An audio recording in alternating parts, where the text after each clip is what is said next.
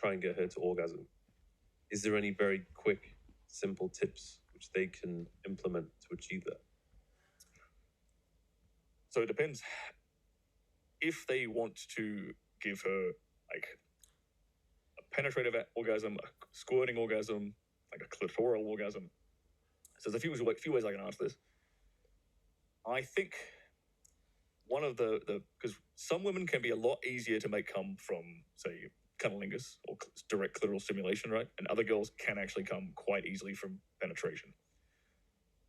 And some girls have never even come from penetration before because they just haven't had the spot hit quite right. One of the things that I teach guys that tends to get a lot of results very quickly is to manipulate angles better in the bedroom. Because penetration is all about the angles of the hips, right? So, for example, if you have your girl laying down in like a missionary position, right? Just simply get a pillow and prop it, like a relatively thick one, right? Prop it under her hips so you're raising her hips up a little bit. Think about what that does. What, a lower back? Yeah, like under here, right? So she's, instead of being flat on the bed like that, she's now propped up a little bit like that. Like her head's here, legs here, whatever. Yeah, that's better. Legs here. So instead of being like flat, she is now propped up at like an angle, right? What that does, let's think about like hopefully I can explain this properly to everyone watching at home using my amazing poetry. That's vagina, right? If you're going in like normal, she's laying on her back missionary position, the angle of penetration is kind of down in that direction. But her G-spot is actually on the roof at the top of the vaginal wall here, right? So if we put a pillow under her hips and we raise her hips up a bit like that, what that does is it changes that angle of penetration to be more like this, where the head of your penis is directly hitting against that G-spot. And you're going to be hitting the sweet spot, and you're going to be giving her, you're far more likely to give her a penetrative orgasm from missionary position when her hips have changed that angle very, very slightly. Another thing you can do in cowgirl position, these are the two, like do these tonight changes that I tend to give most guys that tend to get the most results. The other one with cowgirl, most people have this impression of like, cowgirl is when she's riding on top of you, for anyone who's not familiar with that. People tend to copy what they see in pornography, which is not designed for pleasure at all. It's designed for the viewer's pleasure. It's not designed for my pleasure. Purely aesthetic. It's purely for aesthetics. So in cowgirl, people tend to copy that, and they tend to go up and down, more up and down rhythmically, right? Easy change you can do in cowgirl instead is what I like to call panning for gold. So imagine like an old school like mining prospector. He's got that little pan, and they go like this with a little pan to like sieve the gold out. Imagine doing that, but with her hips. Okay. So she's on top of you, and instead of going up and down, you're moving her backwards and forwards, right? So she's inside of you, and that will cause the head of your penis to slam again and again and again into her G-spot. And you could, if this is especially when I'm being really, really lazy and I want to just lay down, I'm like, all right, I'm going to get you off, and then I'm going to go, and we're having a happy night. This will be my go-to, her on top, cowgirl like that, and very, very forcefully pushing her back and forth like that and slamming the head of my penis into the G-spot like that. You can get a girl to come in like a minute, really, really quick, like probably less than that. If you do that if she's very susceptible to that kind of stimulation. Not every girl is. They're all a little bit different in that regard. Some tend to prefer the clitoral stimulation a bit more. But if you can get that position down pat, you can do it with enough force. You do actually need to work out. Like, you do need some degree of like strength to be able to move a woman like rapidly like that. Yeah. But you can get them to pop.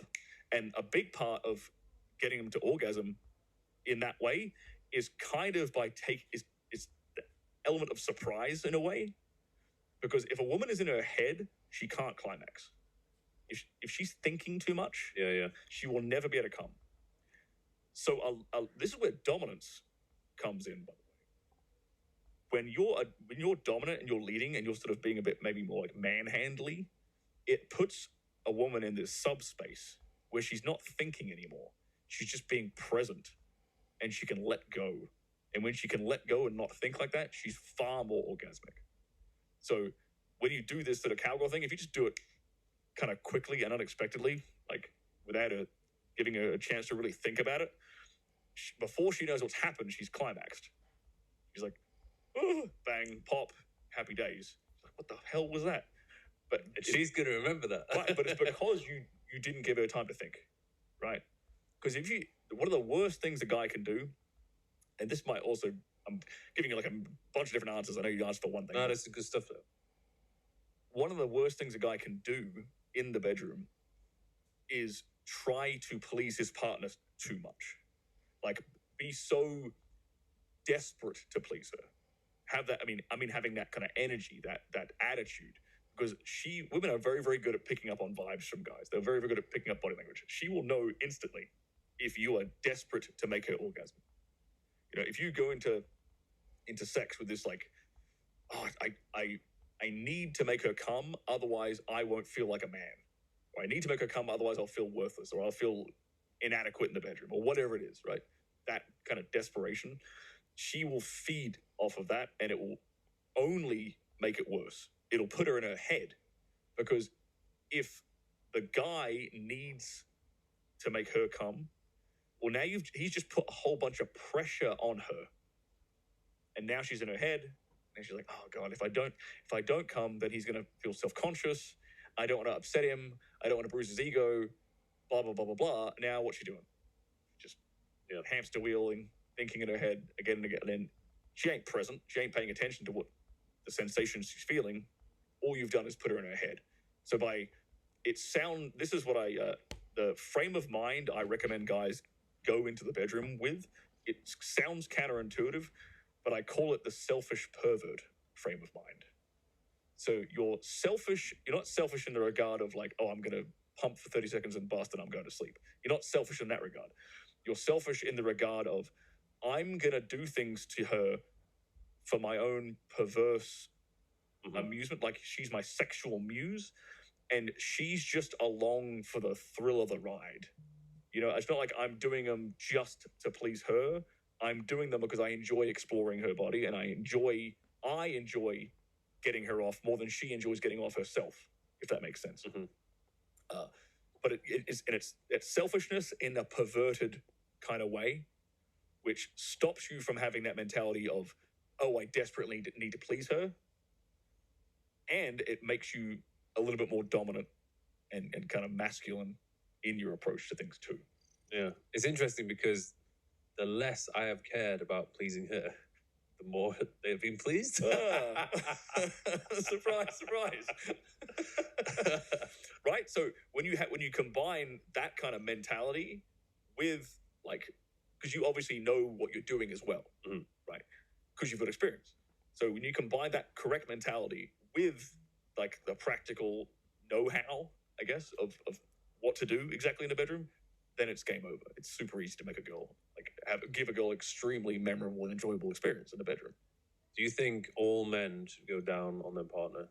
You know what? This is a question that I never even thought about prior to getting into this kind of space on the internet, like the manosphere space, the red pill space, the men's self-help space.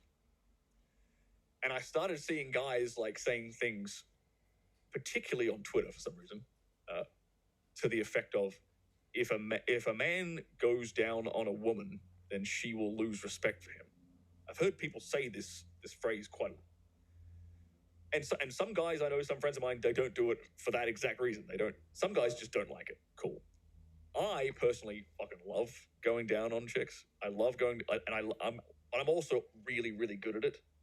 Like, I was doing this professionally, like, as an escort for like a number of years. I know what to do. So I get off on the fact that I can, like, control her body in that way. Yeah. And she can't do anything about it, right? You got no choice. Like, you're going to orgasm. Ha ha ha ha ha. But at the same time, my take on that kind of argument of, it's submissive, it's beta if a dude goes down on his chick. If a guy goes in on his chick, she won't respect him. My take on that is, if she loses respect for you because you went down on her, she didn't respect you in the first place. Yeah. That's pretty basic. Like, so, like, my take is, like, if you enjoy it, go ahead, do it. Like it's like it's your sex life, like it's your body. Like you guys can do whatever the hell you want in the consent of your own bedroom. Like, and like I know that if you rock a girl's world and everything else you do in the bedroom is extremely dominant, and you can eat pussy in a dominant way too. Like, you just flip her upside down. Like all of a sudden, like I'm up here, she's down there. It's a different dynamic completely. You know, I used to, I did it, and then at university had a very bad experience.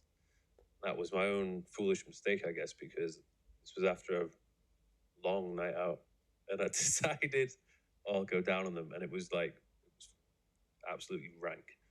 So I went through a period of years where I never did it again because I was so shocked by it. But then I got into a relationship with a girl who loved it, and that was how she had the strongest orgasms. So I had no choice. So I got back into it. Gun to the head. And I was in that relationship for quite a while. So by the end of that relationship, my tongue was jacked. And I actually started to enjoy it again. Yeah.